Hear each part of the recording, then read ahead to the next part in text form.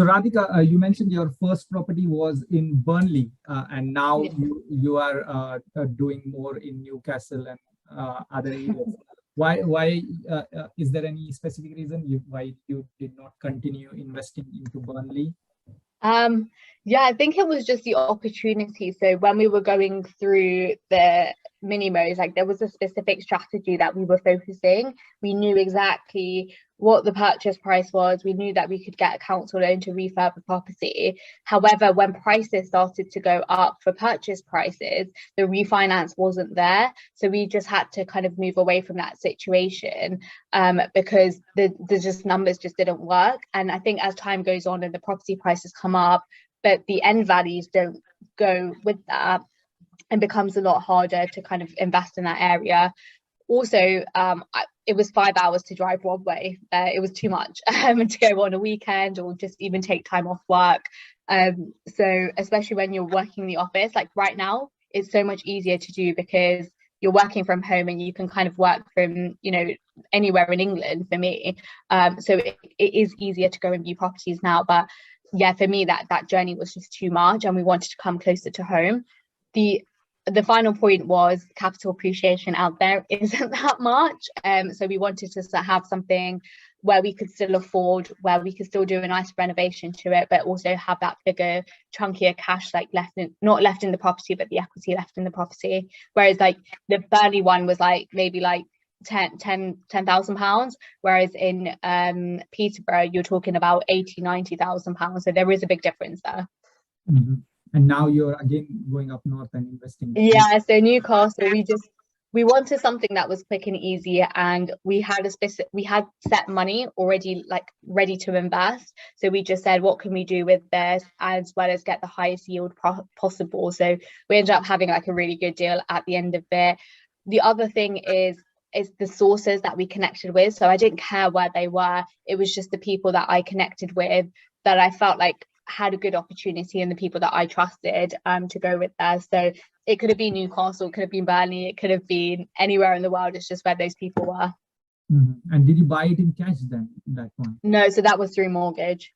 Okay, and then you refinance it after 6 months. Okay, nice. Anybody else? I got few questions, but I'll raise the first one. Radhika, first of all, thanks for all that insight which you shared. That's quite a good knowledge. In fact, few bits I learned it for the first time. Been in property for long, but a few new things I learned today. So thank you for that. The first question is, you mentioned about the challenges in terms of starting at the age of 23. You just started your corporate career and you didn't have much money to start with, and the first property you did was a cash purchase and so and so. So definitely you had been coming from a bigger family. You might have family and friends who supported you in your initial days.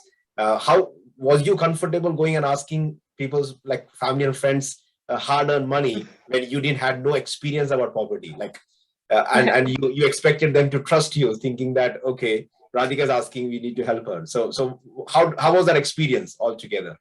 Yeah, it was. I'm glad you asked that because it was something that I was supposed to address, but it just didn't. It was really hard because I've been working since I was 17, but so I'd saved like a little bit of money, but I also spent 6 months traveling, so I had a little bit of money, but not like a lot to put towards it. Definitely not anywhere close to that purchase price anyway.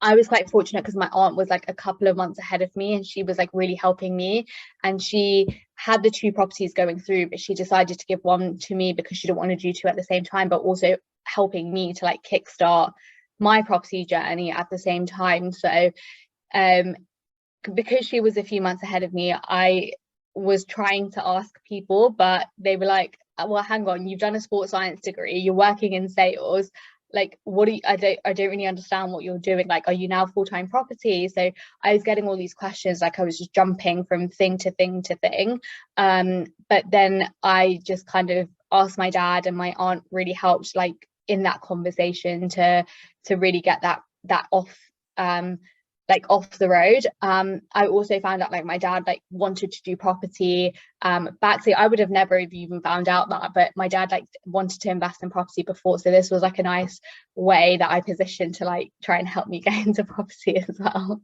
So yeah.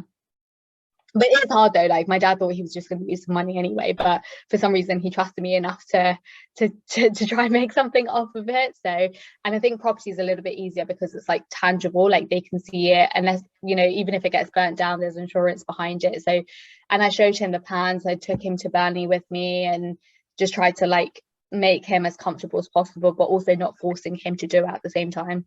But yeah, it was hard, like I didn't know who else to go to. Thank you.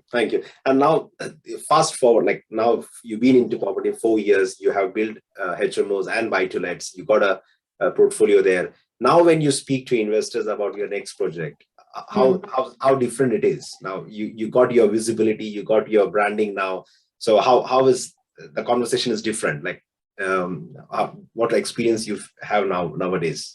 See, the conversation flips, so I don't need to justify what you know, the investment. So I feel like the conversation flips. So instead of them asking me about my experience, I'm asking them, okay, what do you want out of this? You know, what you know, what are you going to use this money for? You know, what is your you know, what is your ambition to kind of say, you know, like why should I pick you to, like, if that makes sense. So like I'm going to them saying, okay, I'm basically interviewing you now to invest into my business, whereas before I was getting interviewed, but now I'm like being the interviewer, if that makes sense.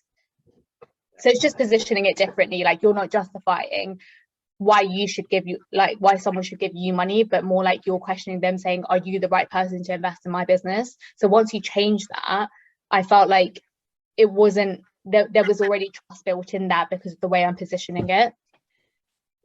It makes sense. And this is my third question, and kind of I will take a pause on that.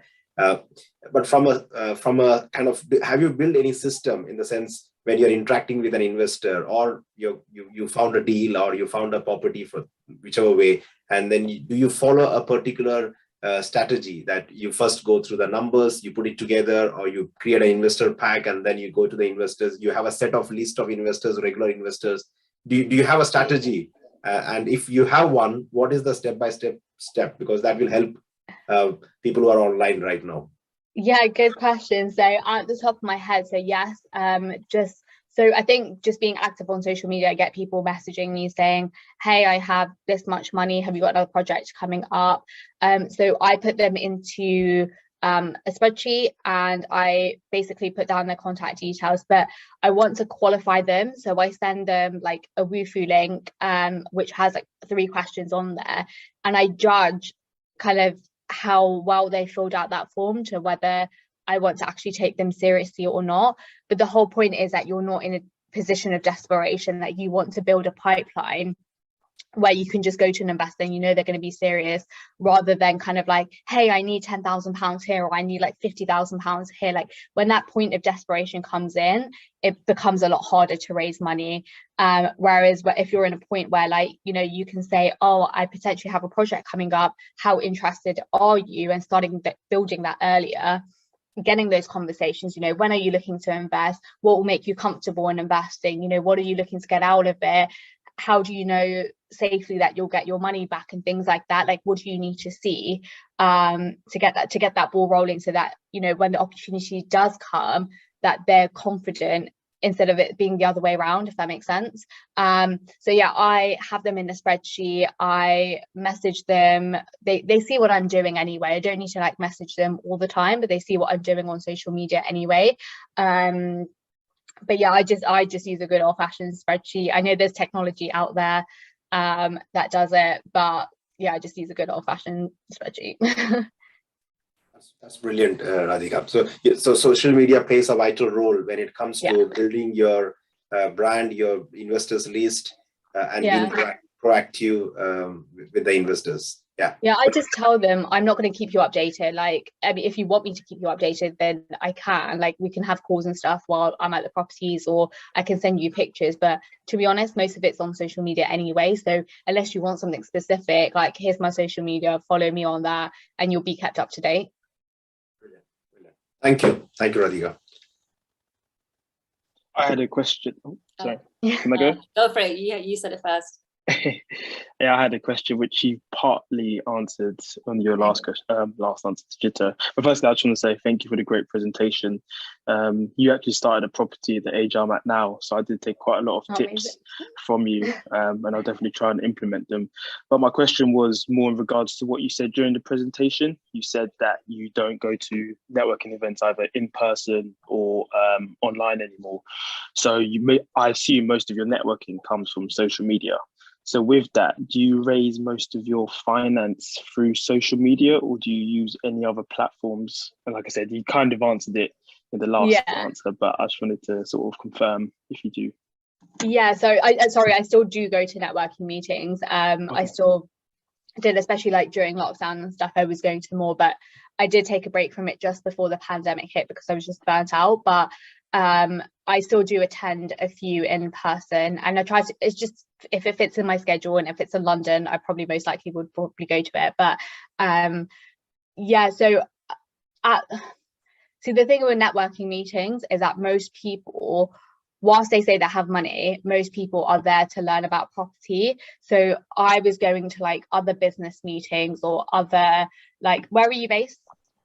Southwest London. So in like London, there's so many like BNI meetings, there's so many business meetings that you can go to where people actually do have money, but the amounts that you're asking compared to what they're looking for is going to be like very different, because they're looking to, some people are there to like invest like millions into a different project, but then if you're asking them for about, you know, between 50 and 100,000 pounds, they're like, oh yeah, that's doable for a property. But they're there seeking investment for like millions of pounds, but you're coming in at a lower price range for them to invest in. So I think like that's where I would ask for money there, but I wouldn't necessarily do it at the property specific meetings. The other thing is yes, I use social media, but I would also reach out to people that I know or that I met, and I tell everyone that I do property. I don't even tell people I work in sales. I'm like, yeah, I do property. Like that's my first thing to go to, is like, you know, my mailman like knows that I am in property. Like, just people just know. Like, I tell my neighbors, I tell people at the gym, like if they ask me, like I just stop and talk to everyone, just because it just gives me a chance to like tell everyone. But that comes with like time and confidence to just tell people to, like, wherever you go, like tell your colleagues. Like, I know it's a bit daunting, but like tell your colleagues, like tell your friends, tell your family, and then you just keep them up to date. Like every time you see them, be like, oh yeah, I'm working on this project, or I went to go view that property, and then those become a little bit easier to like ask for investment then. Thank you. Did that answer the question? I don't know if I like went on for tangent there. No, definitely you did. Yeah. I really appreciate that. Thank you. I don't remember my question now. Thank you so much, by the way. I follow your Instagram, and the presentation you gave right now was really helpful. And most of the things that you put points on, like in terms of how you're an extrovert, you love to travel and you do fitness, you have a full-time job, and you also do properties. You pretty much like ticked all the boxes that everything I do. And this is more so of a mental question, because I'm almost like losing my wits end as well. Yeah. Because obviously we can spend so many time, like so many hours looking online for the property, and you get so many rejections. Mm-hmm. I was wondering, when do you know when to take that break? That's my question. When do you know when to take that break on a vacation, considering you know you want that passive income so badly, but you can't also have a burnout? And if you do take a break, hey, I'm losing out on property deals that may be there, that's meant to be for me. So it's like, how do you just make that decision? Yeah, so I had this thing about money with it. So I'm like, oh, do I spend £1,000 to go on holiday for like 4 weeks, or do I invest it? Yeah. And I had that constant thing. But the thing is, it's like, how important is that money for you? So when I'm like saying I need a break, it's a break for a few days, but I constantly check my emails. You know, if someone's going to email me about property and it's talking about money, or someone's not paying rent, you know, you're going to respond to it. But you just have to kind of like say to yourself, I need these 2 days to be the best version of myself. And someone the other day said to me, it's like, what does future you want? Like, what is that future you going to look like? So when I say I can't be bothered to wake up at 6 a.m. to go to the gym, is the future me lazy? Is the future me going to take breaks?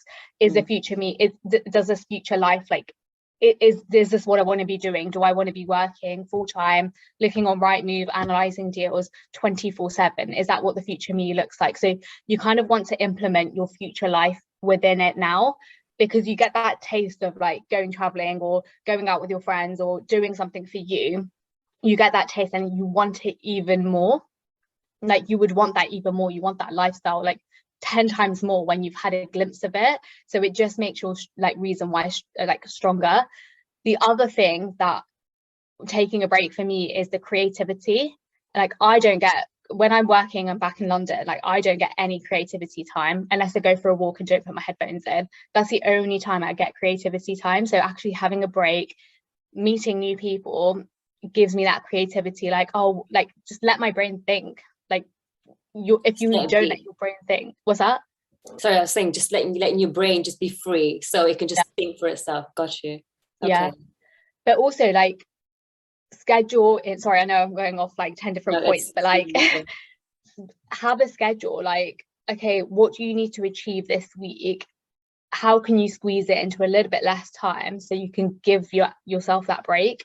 So once you mentally prepare yourself, because there's nothing worse than going on a break and still having a million and one things to do. Like you can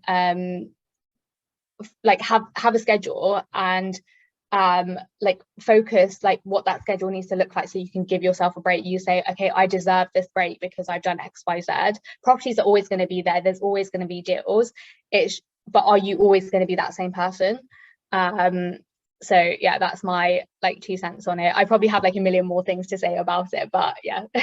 Okay. But we can like connect offline and like talk about it. I have quite a few questions because I saw one of the books that you're reading yesterday as well, and I was like, what book is that? Like, what have you learned from it? And I have a question about how you go about pitching to possible landlords, if that's something you've done in the past. And because I've just started in March, and I feel like I'm a quick learner, but it's more so I like things, you know, quick. You know, it's like, why is it not working? So I'm wondering, is it my pitch? And I was wondering, well, I want to learn from other people who have also pitched and what works for them, and you know, integrate it into my sentences.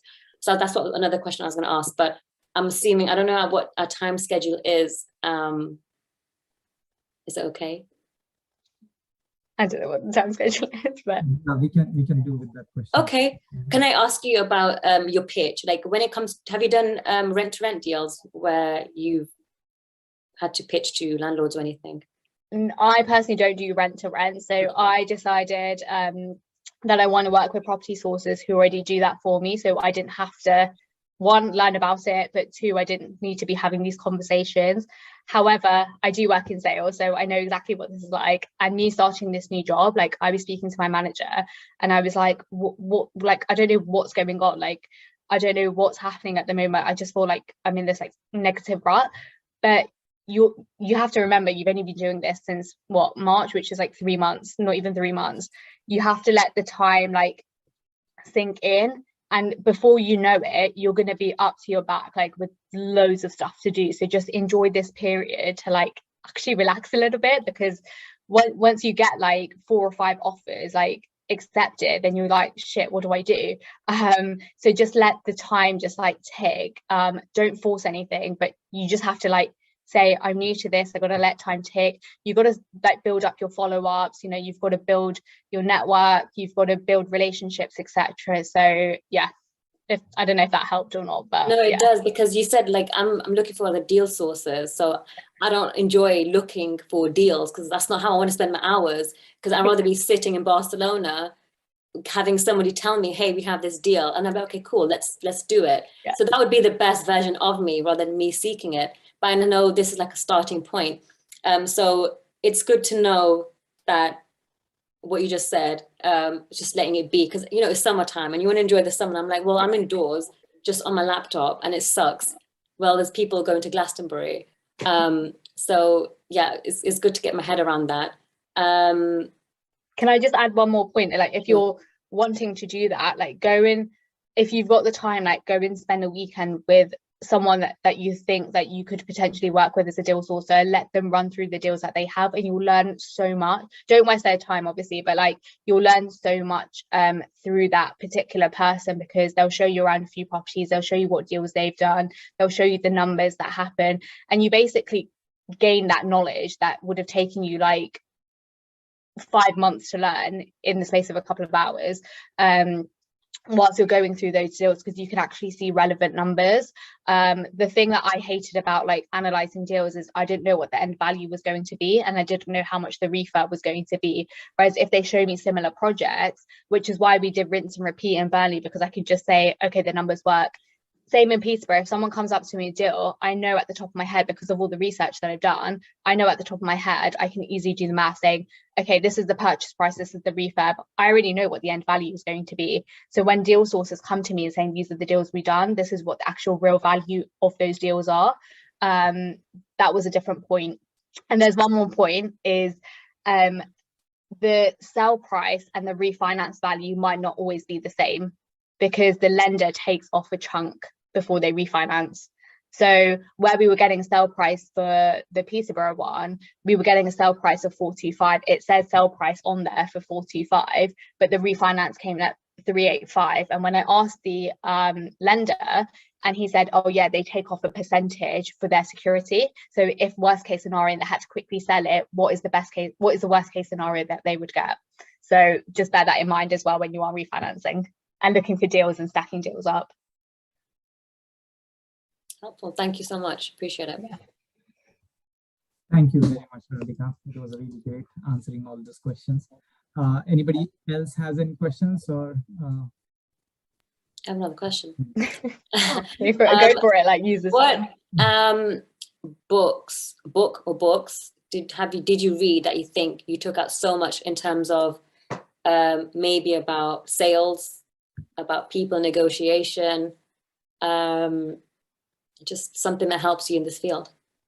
There's a few books. So the Compound Theory, which is actually relevant for what you were saying about like you're getting stuck in terms of like you know, there's not much going on at the moment, but just read the Compound Theory. The One Thing, it depends what you like reading, because there's like loads of books that have been recommended, and I can't get into those books, and I know they're good books, but I just can't get into them. Like right now I'm like very much about behavior and psychology behavior, so those are the books that I'm reading now, because that's what I'm genuinely interested in. I can send you some books later, I just don't know them at the top of my head, but there's a guy called Daniel Pink who has like a few good sales books to read as well. Yeah, so the other thing is, like, I prefer podcasts over books, because I feel like books are a bit outdated, so like podcasts have like the up-to-date life as well. So yeah. Okay, cool. Thank you. Maybe you should do a reel on top 5 books to read. Yeah. Podcast to listen to. That will be. I mean, that's an idea for everyone to hear, like post a reel about the top 5 books that you've read, or like takeaways from a book. So yeah, great idea. Thank you very much. So I think that's all time we had for the questions. Thank you very much again. And Jito, do you want to conclude? No, before we move on, we got Mazio, Sijo. Do you have any questions before we? I have another question. Yeah. Go on. We got time now, so take this opportunity. Yeah. My question is, so I've just literally had to open my Instagram account for this big company as well. And if I've got like 0 properties, like what would I actually be posting about if I've got like no content to show? You can post about anything, like going to viewings, you can post. So when I first started my Instagram, like I said, I hated what that first property looked like. I did not want to post it. So I asked my property sources if they could send me pictures of their service accommodations and started using those.